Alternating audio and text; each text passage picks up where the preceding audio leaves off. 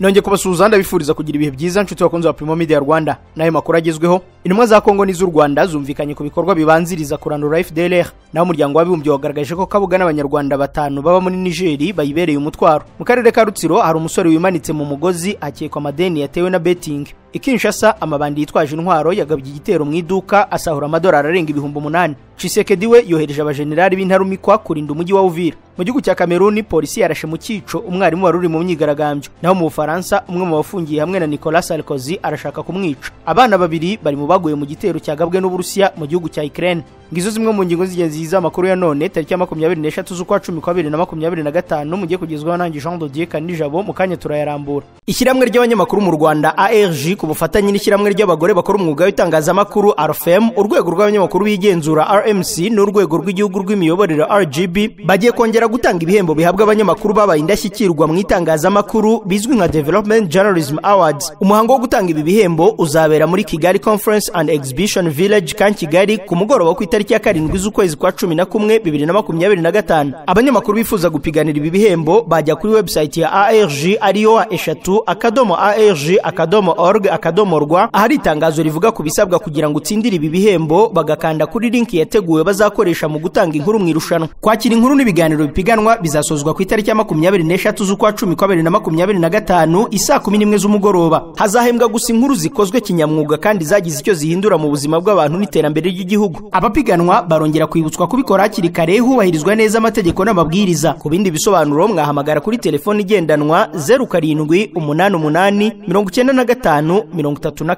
0788 Mu ivuriro Eva Life nahivurije umwijima, mpivuriza n'iby'amabanga y'abashakanye, bankoraho riraka n'abahanga pe. Nyuma yo kugira ikibazo cy'imisemburo mike bandangiye ivuriro Eva Life ndarigana baramfasha, icyo kibazo kirakemuka. Nyuma naje kujyana n'umubyeyi wanjye afite ikibazo cya hypertension, ubu ngubu n'umuziba. Nashishikariza abantu bafite ibibazo by'imisemburo bigatuma batabyara, bigatuma imihango yabo itaza neza nkuko bikwiye, kuba mwagana ivuriro Eva Life bakabafasha. Murakoze cyane. Ivuriro Eva Life rikorera Nyabugogo imaze kuba ubukombe mu Rwanda no hanze yarwo mu kuvura indwara bakoresheje imiti y'ibimera kandi itunganyijwe neza mu buryo bw'ibinini, poudre cyangwa liquide. Hari abadogiteri batandukanye bagufasha kandi cyiza nuko aho waba uherereye hose ku isi imiti yakugeraho, cyane ko bakorana na DHL. Mu ndwara bavura twavugamo nk'iz'imyororokere zose, kurangiza vuba no kubura ubushake, indwara zifata abadamu zose, igwingira ry'igitsina, indwara nk'umwijima, diabete, amara, igifu, asima. Abifuza kuva ku biyobyabwenge nabo barabafasha. Ku bindi bisobanuro wahamagara cyangwa ukandikira muganga. Eva Life, icyizere cy'ubuzima. Ikaze muri amakuru arambuye duhereye kuri ivuga ko intumwa za Kongo n'iz'u Rwanda zumvikanye ku bikorwa bizabanziriza kurandura FDLR. Leta z'umwe za Amerika zatangaje ko zakiriye abahagarariye leta ya Kongo, u Rwanda na Qatar n'umuryango wa Afrika yunze ubumwe, bavuga kwishyirwa mu bikorwa rya gahunda y'amahoro ikubiye mu masezerano yasinyiwe Washington. Masad Boulos, umujyanama mukuru wa President Donald Trump ku bibazo bya Afurika n'ibyo mu gace k'Abarabu, yavuze ko iyi nama yize ku buryo bwimbitse habaho ibikorwa bihuriweho byo kurandura umutwe w'iterabwoba wa FDLR n'uburyo u Rwanda rwakoraho ingamba rwafashe z'ubwirinzi kugira ngo akarere karusheho gutekana no kugira ngo habeho iterambere ry'ubukungu n'imibereho myiza y'abaturage. Itangazo rihuriweho n'iziriya mpande zari mu nama rivuga ko yabaye tariki ya 21 z'uku kwa 10. Muri iyi nama yakurikiza ibanjirije urwego ruhuriweho rugamije gushakira hamwe umutekano hagati ya Kongo n'u Rwanda rwaganiriye ku cyiciro cya mbere cy'ibigomba gukorwa muri gahunda yo kurandura FDLR, bakaba baribanze cyane ku buryo bwo gusangira amakuru no gusesengura ikibazo. Iri tangazo rivuga ko ziriya mpande zishingiye kuri ibyo byagezweho zumvikanye ku bikorwa nyabyo bigomba gukorwa kugira ngo ikibuga kibe giharuye mu gutangira kurwanya FDLR no gukora ingamba z'ubwirinzi u Rwanda rwashyizeho.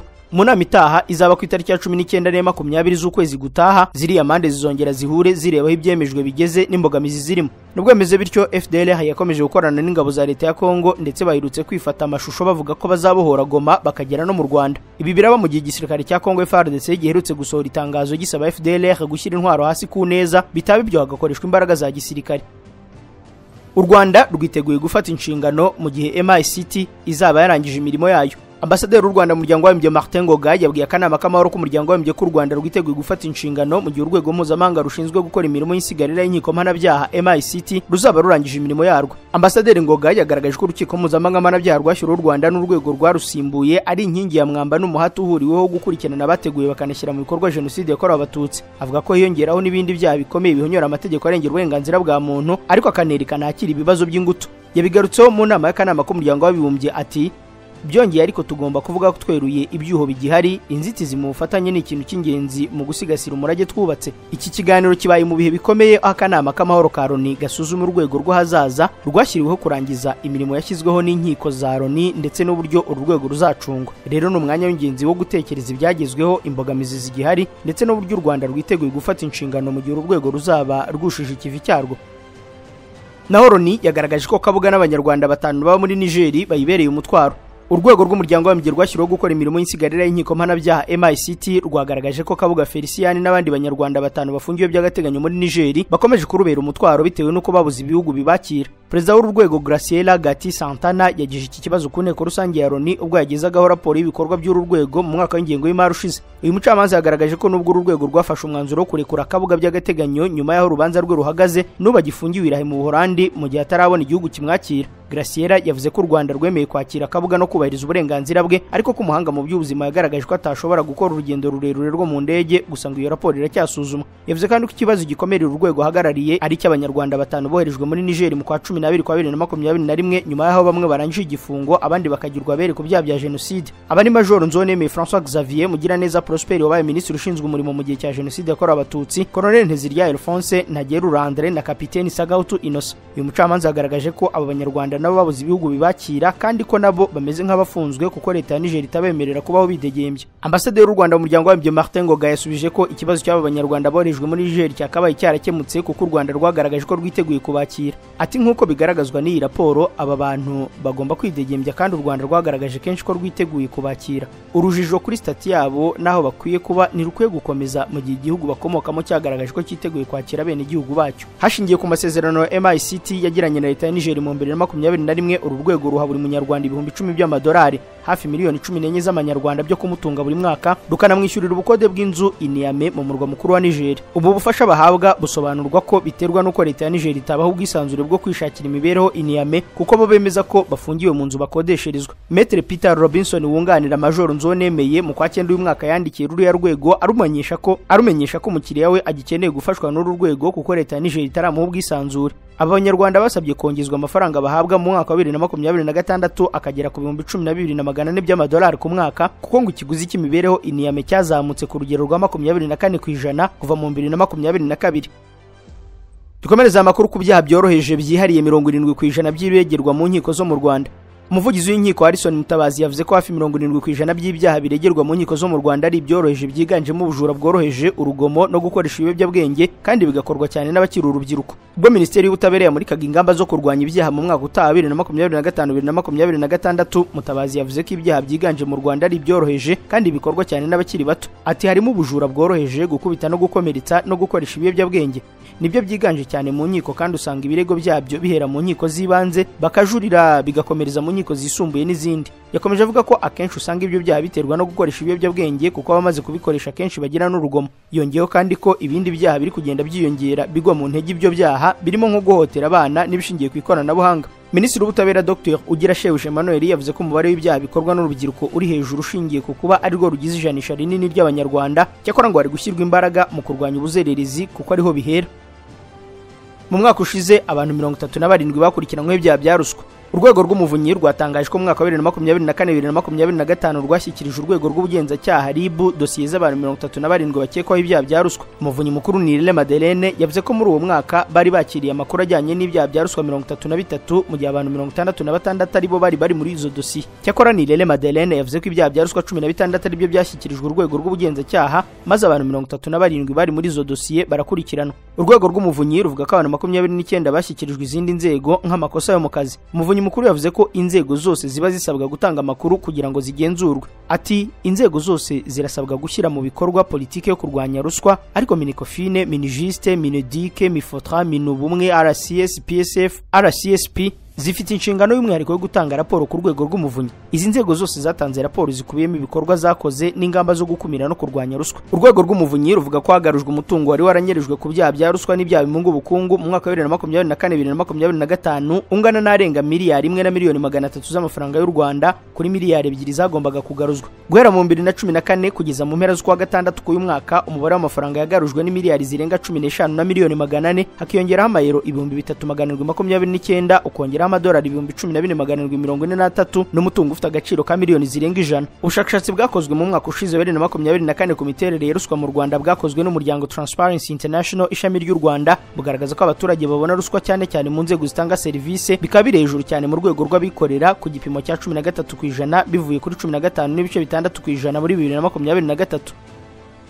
Makuru avuga mu turere Gasabo uwishe mugenzi we bakoranaga muziza imyenda yakatiwe. Urukiko rwisumbuye rwa Gasabo rwasomye urubanza mu mizigo umugabo w'imyaka 47 y'amavuko warukurikiranwe kwica mugenzi we bakoranaga mu igaraje amunize. Ni cyaha cyakozwe ku itariki ya 2 z'ukwa munani kuri mwaka mu karere ka Gasabo murenge wa Gatsata mu kagari ka Karuruma ubwo uregwa yagiranaga amakimbirane na mugenzi we akamufata akamuniga kugeza apfuye nk'uko iyi nkuru y'ubushinjacyaha bukuri bivugwa ko uregwa yamwisha muziza gukeka ko ari we wamutwariye imyenda yari yaguze akayishyira mu modoka bari barayemo bombi aho nyakwigendera yarindaga igaraje. Urukiko rwemeje ko uregwa hamwe n'icyaha cy'ubwicanyi buturutse ku bushake rumukatira igihano cy'igifungo cya burundu. N'abaregwa gucukura amabuye y'agaciro mu buryo butemewe bafunzwe by'agateganyo. Abantu 11 bose baregwa icyaha cyo gucukura amabuye y'agaciro bitemewe n'amategeko. Urwibanze rwa Busasamana mu karere ka Nyanza rwemeje ko bakurikiranwa bafunzwe by'agateganyo iminsi 30.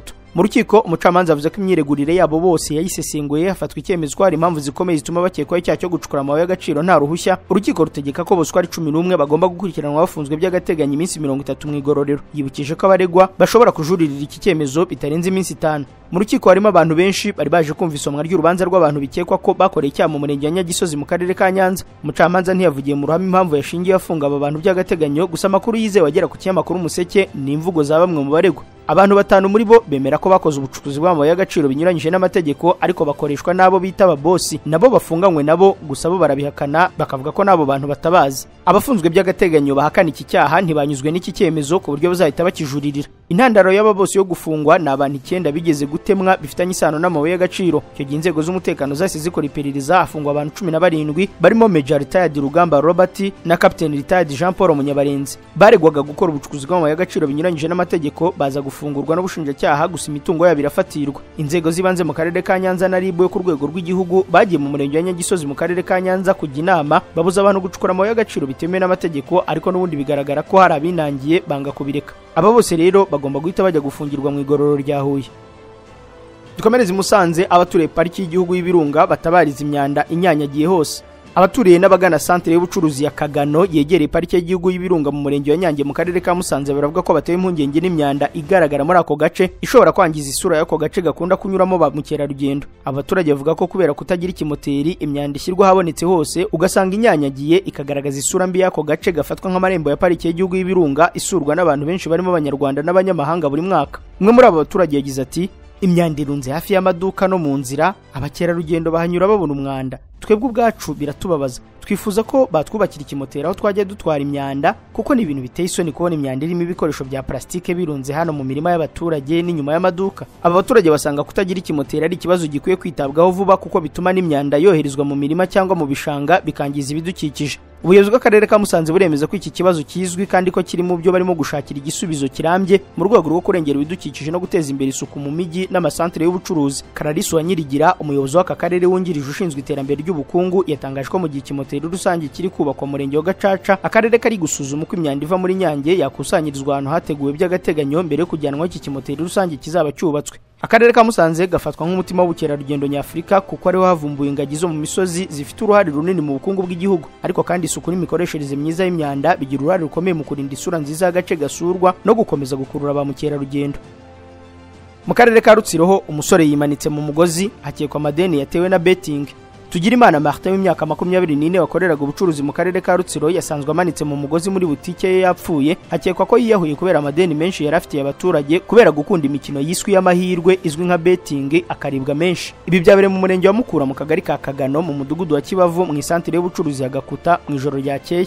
Umunyamabanga nshingwabikorwa w'umurenge wa Mukura Ndayambaje Emmanuel mu kiganiro cy'amakuru igihe yagize ati nyuma yo gusanga amanitse mu mugozi abaturage batubwiye ko wasanga yiyahuye bitewe n'amadeni yari abafitiye kuko yakundaga kubaka amafaranga akayajyana mu mikino y'amahirwe izwi nka betting cyane bakamurya. Yaboneyeho gusaba abaturage kudaheranwa n'ibibazo bafite ngo bigere nubwo biyambura ubuzima abibutsa ko bakwiriye kujya begera ubuyobozi bukabafasha kubikemura. Tugirimana Martin w'imyaka 24 avuka mu karere ka Karongi mu murenge wa Rugabano mu kagari ka Mukimba aho mu mudugudu wa Kamonyi. Umurambo wa nyakwigendera ajyanwe ku bitaro bya Murunda gukorerwa isuzuma mbere yo gushyingurwa. Mukanya aya makuru turakomereza kuyavuga hanze y'u Rwanda. Kuri iri segonda nibura abantu 16,000 bari mu kirere mu ndege bava ahantu hamwe bajya ahandi. Kuzenguruka isi bisigaye byoroshye ku buryo uko turi miliyari 8 dusa naho turi abaturanyi kubera uburyo bwo gukora ingendo bisigaye bikorwa. Ikibazo nuko gutegura urugendo bigora. Gukora reservation ya tike y'indege, gushaka visa, ubwishingizi bw'urugendo. Amahirwe twagize nuko hari abantu bazobereye muri ibi bintu kandi biyemeje kudufasha. Abantu nka Ireme Travel Agents Limited, kompanyi nyarwanda iri mu zambere muri service zo gutegura ingendo, ubukerarugendo no kwakira abantu. Kompanyi yemewe n'ihuriro mpuzamahanga ry'ubwikorezi bwo mu ndege IATA. Niba wifuza kujya mu mahanga ku mpamvu izarizo zose, icyo bigusaba ni ugutekereza urugendo rwawe gusa, ubundi ukegera Ireme Travel Agency bakagukorera reservation ya tike y'indege, bakagufasha gushaka visa, bakagukorera reservation ya hoteli, bakagukurikiranira ibya assurance y'urugendo. Iyo uturutse mu mahanga cyangwa se ujyayo, bagufata ku kibuga cy'indege ku giciro cya 50% cy'abandi babikorera. Ku bantu bari kure kandi bashobora kwishyura hakoreshejwe ikoranabuhanga online payment, tuguha link ubundi ukishyura. Ireme Travel Agency ikorera mu mujyi wa Kigali muri Mike mu nzu yo hasi mu muryango wa G41. Hamagara 07 85 36 48 cyangwa 07 89 88 ushobora no kwandika email kuri info@iremetravel.rawa. Wanasura urubuga rwa internet wa@iremetravel.rawa. Ikizere cyanjye mu kubaka inzu nishimiye nacyeguriye inzobere mu bwubatsi, abanyamwuga kandi babizerwa. Birumvikana yuko amafaranga nateganyirije inzu yanjye ntashobora gupfa kuyatera inyoni. Nagize amahirwe yo guhura na Messi Limited. Nabasabye guhera ku mbata y'inzu y'igishushanyo, ndashima. Mbabwira kumbarira ibikoresho bizayigendaho, nabyo ndabishima. Navuganye n'abakiriya benshi bubakiye mbere, sura n'imishinga yabo, nsanga niba nta makemwa. Mu kunyubakira inzu yanjye bazayimpa baranakoze finissage, yewe ngenda ninjira gusa. Abangaba si babafundi wishyura bwacya ntumenye irengero. Oya, nta nubwo bagusaba amafaranga y'umurengera ngo bisagurire. Bagenzwa no gutakisha umujyi inyubako zizaramba n'ubwiza. Messi Limited, ikigo gikora imishinga y'ubwubatsi bw'amoko yose, niba ukuriye guha icyizere. Duhamagare kuri 07 27 0860 cyangwa usura ibiro byacu ku Muhima. Makuru avugwa nze y'u Rwanda muri Kivu y'Amajyepfo, imirwano iravuza ubuhuha hagati ya M23 na FARDC muri Businga. Imirwano ikaze hagati y'inyeshyamba za M23 na Wazalendo mu gace gaherereye hagati ya Nyangezi na Kamanyora mu ntara Kivu y'Amajyepfo ikomeje kuvuza ubuhuha. Imirwano yongeye kubura muri Businga kandi iracyakomeje kugeza n'ubu ubwo inkuru yandikwaga n'urubuga Tazama RDC. Mu gace ka Warikari muri Kivu y'Amajyaruguru naho biravuga ko imirwano hagati ya M23 na Wazalendo itari kure y'umujyi wa Mpeti. Indege zitagira abapilote za FARDC zanyuze hejuru y'umujyi wa Kashebere muri teritwari ya Warikare, ariko bikavugwa ko nta gitero na kimwe zigeze zigaba, bitandukanye n'ibivugwa n'inyeshyamba za M23 zo zemeza ko zagabye igitero mu bice bitu. Biravuga ko inyeshyamba za M23 zagerageje kurasa iyo drone ariko ntibabasha kuyihamya. Umunyamerika arashinja abashinzwe kurinda Perezida Tshisekedi kugerageza kumwivugana. Umunyamerika ukomoka muri Repubulika ya Demokarasi ya Kongo, Nyembo Josue Kalonji, yitabaje ambasaderi wa Leta Zunze za Amerika yamagana umugambi wo kugerageza kumwica ndetse n'ibitero yagabweho kenshi n'abasirikare barinda Perezida. Bivuga ko ibyo bikorwa byabaye tariki ya 11 z'ukwa 8, 17 z'ukwa 9 ndetse no ku ya 25 z'ukwa 9 Ingaliema, aho bivugwa ko inyubako ye imaze ibyumweru byinshi goswe. Mu ibaruwa uyu munyamerika yandikiye ambasaderi umwunganira mu mategeko yavuze ko tariki ya 11 z'ukwa 9 abo basirikare barinda Perezida bari kumwe n'abashinzwe ubutasi binjiye mu rugo rw'umukiriya we batangira kurasa amasasu ya nyayo ndetse bamenagura imiryango bamushaka ngo bamwice. Basubiyeyo ku itariki ya 17 z'ukwa 9 nabwo bararasa bamena n'imiryango bashaka umukiriya we n'umuryango we. Basubirayo none ku itariki ya 25 kuri inshuro ngo bakorera icarubozo abazamu be babiri mbere yo kubajyana ahantu hatazwi kugezana n'ubu. Yasabye ambasaderi Leta Zunze za Amerika gusaba ibisobanuro ku bayobozi ba Kongo no guhana bari inyuma y'ibi. Tshisekedi yohereje abashendari b'intarumikwa kurinda umujyi wa Uvira.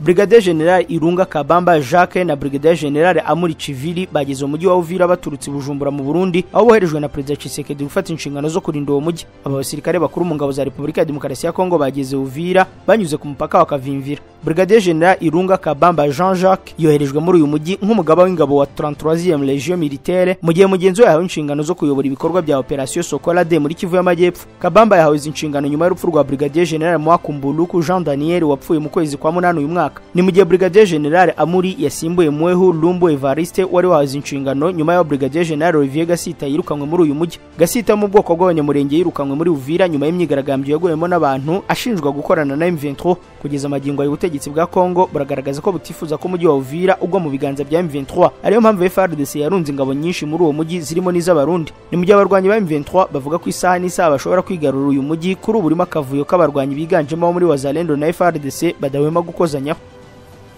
Dukomereze Kinshasa, amabandi yitwaje intwaro yateye iduka asahura amadolari arenga 8,000. Abantu bitwaje imbunda bikekwa ko ari amabandi binjiye mu iduka batwara amadolari arenga 8,000 n'andi mafaranga akoreshwa muri Kongo atamenyekanye umubare. Ikibazo cy'ubujura nk'ubu kikaba gifata indi ntera mu mujyi utuwe na miliyoni 18 z'abaturage. Hagaragaye amashusho yakomeje gukwirakwizwa ku mbuga nkoranyambaga y'abantu bane b'abagabo basohoka mu iduka bagera hanze bakarasa amasasu ubundi bakajya kuri moto zari zibategereje hanze. Byabaye mu masaha ya kare mu gitondo mu gace ka Bibwa muri komini ya Nsele Kinshasa. Frank Mbonzo Lameso, umuyobozi wa kariya gace, yemeje ko buriya bujura bwabaye kandi nta muntu wasize ubuzima. Yavuze ko polisi itabashije kuhagerera ku gihe kugira ngo itabare. Yagize ati ni nkaho polisi idahari kandi nta bikoresho bihagije ifite. Twatanze raporo nyinshi kandi ni ku rwego rw'igihugu mutuzava. Frank Mbo yavuze ko mu gace ayoboye umutekano ukomeza kuba muke kuko ubujura nk'ubu buheruka kubera mu gace kitwa Plaza n'ubundi muri Bibwa. Radio Televiziyo ya Kongo RTNC ivuga ko Minisitiri w'umutekano wungirije Eugenie Chiela Kamba yakoresha inama y'igitaraganya ari kumwe na komanda wa polisi muri kariya gace amusaba gufata ingamba zikomeye kugira ngo arinde umutekano w'abaturage bahayobora. Nta gihe gishize amabandi yinjiye muri banke i Kinshasa nabwo mu gikorwa kigamije kwibisha intwaro, cyakora polisi ivuga ko yakiburijemo. Muri Zambia abagabo bashinjwa kuroga perezida bakatiwe. Urukiko rwa Zambia rwakatiye abagabo babiri imyaka 2 y'igifungo nyuma yo kubahamya icyaha cyo gukoresha uburozi buzwi nka juju mu mugambi wo kwivugana Perezida Hakainde Hichilema. Aba bagabo Leonard Fili umunyazambia na Justin Mabulese wo muri Mozambique bahamwe n'icyaha hashingiwe ku mategeko hano ibikorwa by'uburozi muri Zambia, Witchcraft Act. Polisi yabafashe mu kwa 12 ku mwaka ushize bafite ibintu bivugwa ko ari iby'uburozi birimo amavuta n'umuserebanya muzima. Mu gusoma urubanza umucamanza Fine Mayambu yavuze ko aba bagabo atari abanzi ba perezida gusa ahubwo ari abanzi b'abanyazambia bose. Avuga ko ibikorwa byabo byari bigamije guhungabanya umutekano w'igihugu. Ubushinjacyaha bugaragaza ko aba bagabo bakoreshejwe n'uwahoze ari umudepite uri guhigwa bukware wari wabemereye amafaranga ngo barangize ubuzima bwa Perezida Hichilema bakoresheje uburozi. Nubwo abaregwa bahakana ibi byaha bakavuga ko ari abavuzi gakondo, urukiko rwemejwe ibimenyetso byagaragajwe bihagije kugira ngo bakurikiranwe n'amategeko. Ubunganira amategeko yasabye imbabazi ashingiye ku kuba ari ubwa mbere bagaragaweho icyaha, ariko urukiko rwanze ubwo busabe rutegeka ko bafungwa imyaka 2 kuri buri umwe. Iyi dosiye yateje impaka ndende mu gihugu, aho bamwe bashimangiye ko uburozi ari ukuri kugaragara mu mico y'Abanyafrika, mu gihe abandi bibaza uko bishoboka ko urukiko rwemeza icyaha nk'iki kidafite ishingiro rya gihanga. Jacob Zuma we yategetswe kwishyura leta cyangwa agaterizwa cyamunara. Urukiko rw'i Pretoria muri Afrika y'Epfo rwategetse uwahoze ari Perezida wa Afrika y'Epfo Jacob Zuma kwishyura amarandi miliyoni 28,900 ni miliyari 2 z'amafaranga y'u Rwanda ku biro by'umushinjacyaha wa leta kuko ari amafaranga agiye akoreshwa mu manza zaregwaga Zuma ku giti cye. Aya mafaranga kubiyemo n'inyungu azunguka kugeza yishyuwe yose. Urukiko rwavuze ko niba Zuma atishyuye mu minsi 60 uhereye igihe urukiko rwafatiye icyemezo hazasohorwa itegeko ryo kugurisha umutungo we waba wimukanwa cyangwa utimukanwa kugira ngo amafaranga yishyurwe. Ibi bikurikiye umwanzuro wa mbere w'urukiko rukuru wa 2018 wavugaga ko itagomba kwishyura izo manza kuko zari z'umuntu ku giti cye. Zuma yajuririye mu rukiko rwisumbuye ariko narwo rubitesha agaciro mu 2021. Muri uwo mwaka umushinjacyaha wa leta yandikiye Zuma musaba kwishyura amarandi miliyoni 18,200 nyuma za gutahura izindi miliyoni 10,700 z'amarandi, zose hamwe ziba miliyoni 28,900. Muri uru rubanza abunganizi ba Zuma bavuze ko atari wagombaga kwishyura ahubwo ko ari abakozi b'ibiro by'umushinjacyaha wa leta batanze inama mbi, ariko umucamanza Anthony Milal avuga ko amategeko asobanutse neza akaba agaragaza ko ari Zuma ubwe ugomba kwishyura ayo mafaranga. Muri Kameruni polisi yarashe mu cyica umwarimu wari uri mu myigaragambyo. Umwarimu witwa Zuhairatu Hassana yarashwe arapfa mu mujyi wa Garoua ubwo habaga imyigaragambyo ikaze yakurikiye amatora ya perezida yateje umwuka mubi hagati ya Perezida Paul Biya n'umukandida utavuga rumwe n'ubutegetsi Issa Chiloma. Amakuru atangwa n'abaturage aravuga ko amasasu yarashwe n'umupolisi ubwo abigaragambyaga basabaga ko amajwi y'amatora yasubirwamo. Ku buryo bw'agateganyo komisiyo y'amatora ya Kameruni yatangaje ko ibyavuye mu matora bigaragaza ko Perezida Paul Biya umaze imyaka isaga 40 ku butegetsi yatsinze amatora n'amajwi arengaho gato 53% mu gihe Issa Chiloma yabonye hafi 35%. Ikinyamakuru Jeune Afrique cyanditse ko Paul Biya yaba yaragerageje gushukisha umwanya wa minisitiri w'intebe Chiloma mbere yuko ibyavuye mu matora bitangazwa ku mugaragaro. Gusa Chiloma akaba yarabyanze agasaba ko habaho ubutabera no gusubiramo amatora. Perezida Paul Biya, umwe mu bayobozi bamaze igihe kinini ku butegetsi muri Afrika, akaba ari nawe perezida ushaje kurusha abandi bose ku isi, akomeje kunengwa kubera imitegekere ye n'ukuntu yanga kurekura ubutegetsi. Ibyavuye mu matora ntakuka biratangazwa kuri uyu wa kane mu gihe umwuka w'uburakari ukomeje kwiyongera mu gihugu hose. dukomereza amakuru mu Bufaransa. Bamwe mu bafungiye hamwe na Nicolas Sarkozy ashaka kumwica. Ubushinjacyaha bw'umujyi wa Paris mu Bufaransa bwatangije iperereza nyuma y'uko umwe mu bafungiye muri gereza ya La Santé Nicolas Sarkozy afungiyemo agaragaye mu mashusho avuga ko ashaka kumwica. Nicolas Sarkozy wahoze ari perezida w'Ubufaransa yajyanywe muri iyo gereza ku itariki ya 21 z'uku kwa 10 aho agomba gufungirwa imyaka 5.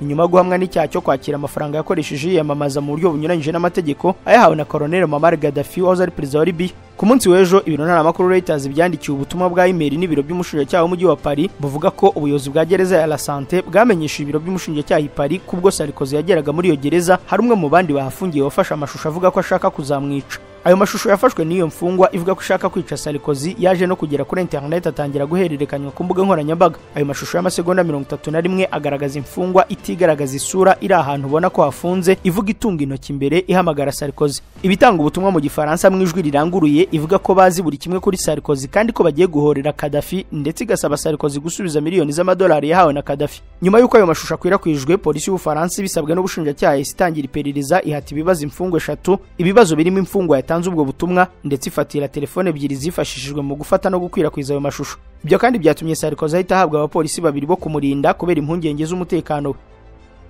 Trump yavuze ko leta imufitiye miliyoni 230 z'amadolari. Perezida wa Leta Zunze Ubumwe za Amerika Donald Trump yatangaje ko Minisiteri y'Ubutabera imufitiye miliyoni 230 z'amadolari yahombye ubwo yakorwagaho iperereza ahamya ko ritari rifite ishingiro. The New York Times yatangaje ko Trump yavuze ko nahabwa amafaranga azayakoresha mu bikorwa by'ubugiraneza. Trump yatanze ibirego 2 asobanura ko yahohotewe na leta. Icyambere akaba yaragitanze mu 2023 ashinja igisirikare cya Amerika n'urwego rw'iperereza FBI kubeshya ko yifatanyije n'Uburusiya mu kugerageza kwivanga amatora ya 2016. Ikirego cya kabiri Trump yatanze mu 2024 kivuga ko FBI yarenze ku burenganzira bwe ubwo yasakaga urugo rwe kandi ko muri iyi dosiye yo kwandarika inyandiko zibanga yashowe mu rubanza rutari ngombwa. Umuvugizi wa Minisiteri y'Ubutabera Chad Gilmartin yavuze ko abakozi bayo bazakora akazi bashinzwe bakurikiza amategeko n'indangagaciro mu gusuzuma ibi birego. Abana 2 baguye mu gitero cyagabwe n'Uburusiya muri Ukraine.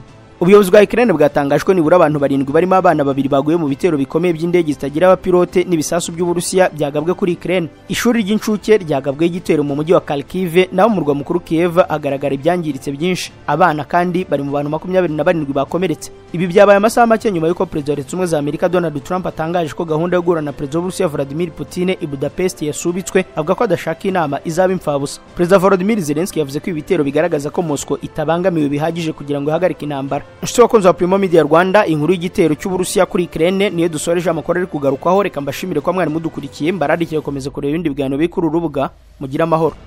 Mucuruzi ngufitiye inkuru nziza, wivunika rwose kuko Swatasi irahari ku bwawe, iragufasha muri byose ukeneye. Wowe icyo usabwa no gukora urutonde n'ibisobanuro by'ibyo ushaka kugura byose bigomba guturuka i Dubai, amazina yabyo, ubwoko bwabyo, ingano yabyo n'umubare, hanyuma Swatasi kabigufashamo. Wivunika wishyura amatike y'indege, hoteli, umwanya n'ibindi bigenda ku rugendo rwawe kuko ayo mafaranga wayazigama. Itike y'indege yarahenze cyane, amafaranga yishyura icyumba cya hoteli kongeraho amafunguro n'ibyo kunywa, utibagiwe umwanya ndetse n'amafaranga utanga ujya kugura na kiriya. Sigaho rwose ibyo bishinge Swatase kuko uwo mutwaro yawe ugutuye. Iyi kampani zabyoroshya ikungure kurushaho maze ayo mafaranga kugarukira ari inyungu aho kuba igihombo. Mu byo tubafasha kugura i Dubai harimo imashini z'ubuhinzi, izo mu nganda, izo mu biro, imashini zimesa, izikora indi mirimo itandukanye, spare parts, imodoka, telefone, mudasobwa, amasaha ndetse n'ibindi byo mu maduka bituruka i Dubai. Akandi gashya rero nuko mbere yo kubigura tubanza kukwereka amafoto n'amashusho wakwemeza ko ari byo tukabigura. Ibi bikoresho bitumije bikugeraho hagati y'iminsi 2 n'3 kubinyura mu ndege, mu gihe ibinyura mu bwato byo ari hagati y'iminsi 30 na 45. Swatasi yishyura atageze kuri 1/3 cyayo yose wari kwifashisha mu gihe wagiye i Dubai, maze ikagufasha kwegeranya ibyo waguze no kubikugerezaho bigiye. Ushobora kutuganaho dukorera igikondo cyangwa ukatwandikira kuri 0788 67